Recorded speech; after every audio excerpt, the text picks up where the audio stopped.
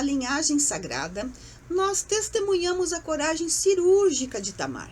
Vimos como uma mulher renegada pelo sistema usou os 3 penhores de Judá, o selo, o cordão e o cajado, para salvar a promessa e abrir a porta para que a linhagem sagrada continuasse. Mas o que acontece quando essa mesma linhagem, protegida e gerada no deserto, finalmente chega às fronteiras da terra prometida? Séculos se passaram desde o julgamento de Judá. O povo de Israel, agora liderado por Josué, cruzou o deserto e se encontra acampado exatamente em frente a uma fortaleza militar imensa e assustadora, a cidade de Jericó. O rio Jordão estava entre eles. Mas assim como aconteceu com Moisés no Mar Vermelho, um novo milagre acontece. Assim que os sacerdotes colocam os pés na água, carregando a Arca da Aliança, o rio se abre e todo o povo atravessa em terra seca. As muralhas duplas de Jericó, no entanto, continuam lá, imponentes, com os portões trancados às 7 chaves para impedir a entrada dos israelitas. A promessa corria o risco de parar ali. Mas o que o exército de Josué não sabia é que no ponto mais vulnerável e estratégico daquela fortaleza, uma segunda mulher estava prestes a se tornar o elo definitivo entre 2 mundos. Uma mulher que, assim como Tamar, foi rotulada pelo tempo, mas guardava a chave para a queda de um império. Seja bem-vindo ao 2º episódio da nossa minissérie A Linhagem Secreta. Hoje nós vamos abrir o solo da arqueologia para entender como um fio escarlate de uma estalagem encontrou a linha do tempo do Messias. Vou deixar o link na descrição do vídeo para você assistir ao 1º episódio. Eu sou a Mari e te convido a se inscrever no meu canal. Eu preciso muito da sua ajuda, porque o tipo do meu canal não gera muitos inscritos porque eu não trabalho com sensacionalismo. Você vai receber conteúdo sério. E se você gosta disso, se inscreva, compartilhe o vídeo e deixe seu like.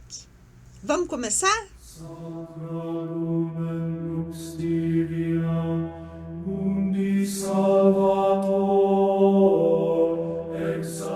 Para fazermos justiça à história de Raabe, precisamos quebrar um paradigma de tradução que dura milênios. O texto do livro de Josué usa o termo hebraico zaná para descrevê-la.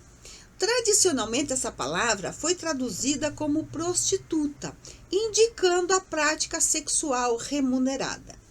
No entanto, quando analisamos o contexto sociocultural do Antigo Oriente Próximo, a realidade se expande. Muitos estudiosos e historiadores sugerem que a palavra zaná foi frequentemente interpretada de forma equivocada por causa de barreiras culturais. Raabe, na verdade, gerenciava uma hospedaria, uma estalagem acoplada aos muros da cidade. Pense com a mente daquela época. Uma mulher independente que sustentava a família praticamente sozinha, gerenciava um negócio e acolhia viajantes e estrangeiros vindos do deserto em sua propriedade. Seria inevitavelmente vista com muita desconfiança pela sociedade patriarcal de Canaã. A prostituição ritual ou cultural na região era designada pelo termo Kedasha. Provavelmente estou falando errado, pronunciando errado, mas é assim, Kedasha, ligado aos cultos pagãos. O termo usado para Raabe é Zaná, reforçando que ela era uma estalajadeira independente. A prova de que a visão tradicional sobre ela está incompleta se encontra no próprio Novo Testamento.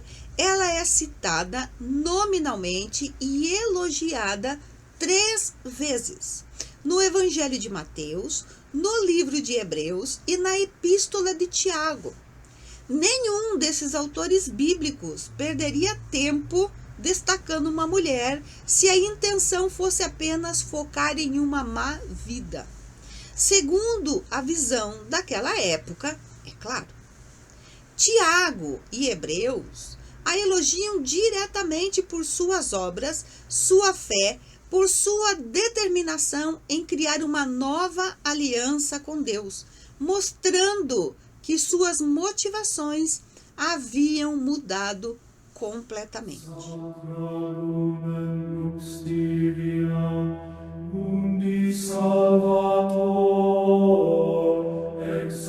Para entender por que o texto descreve que a casa de Raabe ficava sobre o muro da cidade, precisamos fazer uma viagem no tempo até o Vale do Jordão por volta de 1400 a.C. Jericó era um centro comercial pulsante e extremamente rico, que lucrava muito cobrando altos impostos dos mercadores que vinham do deserto em direção ao mar Mediterrâneo. Para proteger toda essa riqueza, a cidade contava com um sistema duplo de muralhas impressionante. A muralha externa tinha cerca de 2 metros de espessura, feita com tijolos de barro sobre uma robusta fundação de pedras. A muralha interna tinha cerca de 3,5 metros de espessura, construída no topo de uma estrutura chamada talude.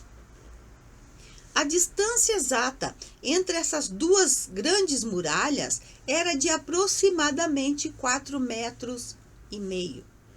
Nesse vácuo, no espaço entre os 2 muros, a arquitetura da Idade do Bronze costumava construir moradias e comércio de baixo custo, as chamadas casas de casa-mata. A hospedaria de Raabe estava exatamente ali, embutida na muralha. Essa localização dava a ela uma posição geopolítica e militar estratégica. Por ser uma estalagem, o fluxo de pessoas de fora era constante e diário, o que tornava a presença de rostos estranhos menos suspeita aos olhos dos guardas. É por isso que Josué envia secretamente 2 espiões de Sitim direto para a casa dela.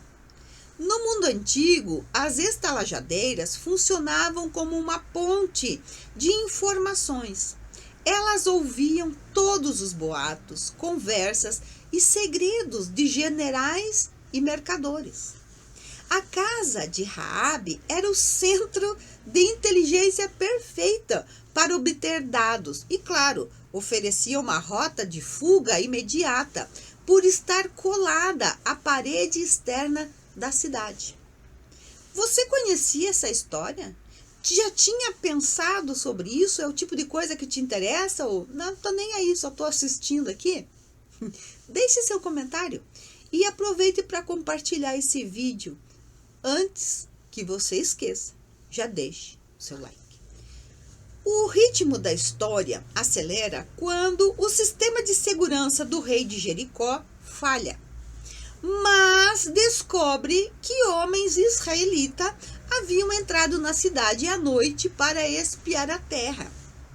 O rei é informado e envia mensageiros urgentes até a estalagem da muralha, exigindo: tira fora os homens que entraram na tua casa.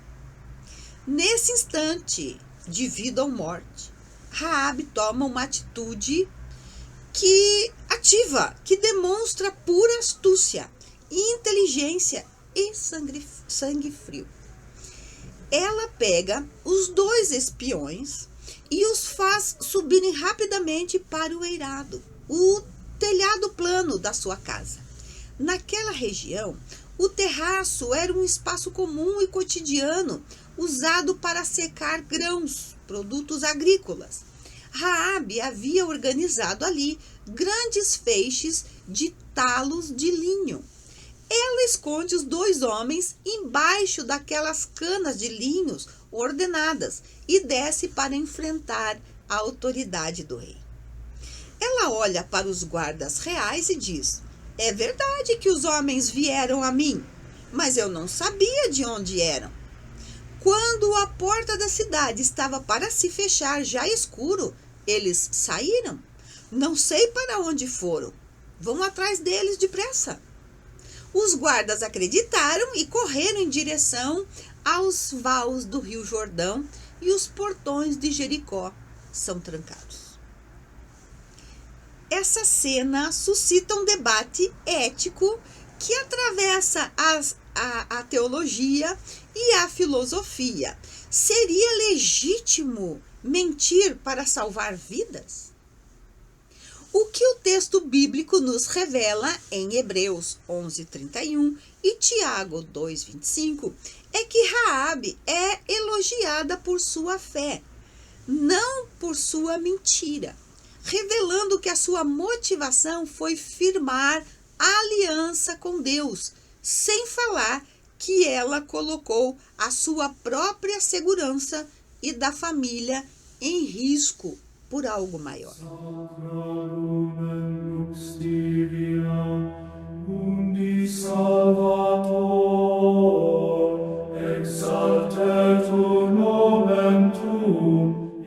Depois que os perseguidores saem da cidade, Raabe sobe ao terraço antes que os espiões peguem no sono.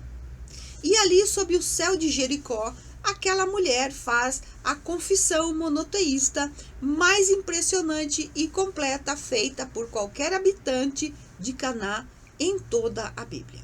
Ela diz textualmente: bem sei que o Senhor vos deu essa terra, porque temos ouvido que o Senhor secou as águas do Mar Vermelho diante de vós, quando saís do Egito, e o que fizestes aos reis amorreus. O Senhor, o vosso Deus, é Deus em cima, nos céus, e embaixo, na terra. Enquanto o coração de Jericó derretia de pavor, o coração de Raabe se enchia de fé. Ela pede um sinal seguro, um juramento de que ela, seu pai, sua mãe, seus irmãos e toda a família seriam poupados da morte quando o exército de Israel invadisse. E os homens responderam: a nossa vida responderá pela vossa. Para garantir a fuga, ela os fez descer por uma corda através da janela de sua casa para o lado de fora da muralha, orientando-os a se esconderem nas montanhas por 3 dias. Mas antes de descerem, os espiões selam um pacto com uma assinatura visual jurídica. Eis que quando nós entrarmos na terra, atarás este cordão de fio de escarlata à janela. Qualquer que sair de fora da porta da tua casa, o seu sangue será sobre a sua cabeça. Mas quem tiver contigo na casa, o seu sangue será sobre a nossa. Análise de corantes da antiguidade apontam que a lã tingida com tola atchani, a cochonila do camelo, era um item valioso. O fio vermelho de Raabe, portanto, não era um símbolo apenas, era um elemento presente em negociações e contratos. Mas o peso espiritual desse fio vermelho na janela é avassalador. Ele conecta o espectador diretamente a noite da Páscoa no Egito, onde o sangue nos umbrais das portas trazia o livramento da morte, prefigurando o Cristo. Naquela janela de Jericó, o fio escarlate era a assinatura da graça de Deus estendida a uma estrangeira renegada. Se você ainda está comigo e gostando, deixe o like. Seu comentário, seja qual for, é muito importante.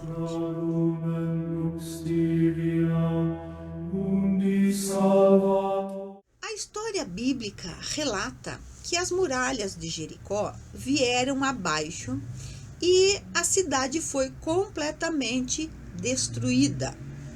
Mas o que a arqueologia diz sobre isso? Por volta de 1898, os arqueólogos Ernest Selling e Karl Watzinger escavaram a região e encontraram restos das duas muralhas paralelas, descobrindo pilhas de tijolos de barro acumulado entre elas. Anos mais tarde, em 1930, o renomado arqueólogo britânico John Garstang realizou novas descobertas na fundação dessas mesmas muralhas, datando o colapso entre o final do século XV e o início do século XIV a.C., fazendo com que os dados históricos e os relatos bíblicos se encaixassem. Garstang notou que Jericó está situada em uma falha geológica propensa a grandes abalos sísmicos ao longo da história. Isso explicaria, inclusive, o milagre do Rio Jordão, dele ter ficado temporariamente seco. Um deslizamento de terra causado por um abalo sismológico em um trecho mais estreito do rio teria bloqueado a água temporariamente e assim permitindo a travessia a pé. Mas a descoberta mais impressionante e que passou desapercebida por muitos foi analisada recentemente em 2024 pelo estudioso Tom Meyer, conhecido como o Homem da Memória da Bíblia, e professor do Shasta Bible College. Ao analisar os relatórios das escavações originais de Selling e Watzinger, no início lá do século passado, percebeu-se que, do lado norte de Jericó, uma pequena seção da muralha, com mais de 2 metros de altura, simplesmente não desabou. Ela ficou de pé. E ao lado dessa estrutura intacta, havia uma única casa residencial preservada em meio ao colapso generalizado. A arqueologia não pode bater o martelo sobre o nome do proprietário, mas a existência de uma única seção de casa intacta no muro norte e em meio à destruição completa corresponde cirurgicamente ao relato de Josué 6:25. A casa de Raabe foi poupada. Ela ficou de pé enquanto o mundo ao redor desmoronava e queimava. Quem quiser saber mais sobre isso, eu indico que assista o primeiro episódio da minissérie Muralhas de Jericó. Vou deixar o link aqui e vocês vão entender melhor essa destruição.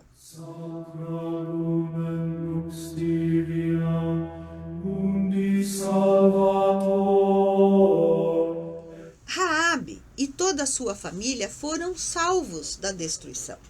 Ela passou por uma mutação completa do seu status jurídico e social. Ela deixou de ser uma estrangeira cananeia condenada para habitar permanentemente no meio de Israel. E a graça redentora de Deus fez algo extraordinário. De acordo com a genealogia descrita no capítulo 1 do Evangelho de Mateus, Raabe casou-se com Salmão, um príncipe proeminente da tribo de Judá. Da união de Raabe e Salmão nasceu um menino chamado Boaz. Guarde esse nome para o próximo vídeo. Tente imaginar a infância de Boaz. Ele cresceu ouvindo sua mãe contar a história de como ela era uma mulher de fora do sistema, como ela foi acolhida, perdoada e integrada ao povo da promessa através de um pacto de misericórdia. Boaz aprendeu o valor de estender a mão para quem a sociedade considerava renegado. E são justamente esses olhos de Boaz, treinado por uma mãe estrangeira, que anos mais tarde estarão atentos na porta da cidade de Belém.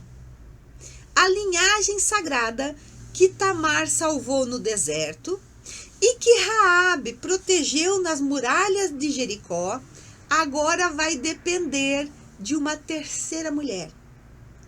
Uma jovem viúva que vem das terras inimigas de Moabe, sem nada nas mãos, apenas com uma lealdade inabalável e o direito de colher espigas caídas no campo.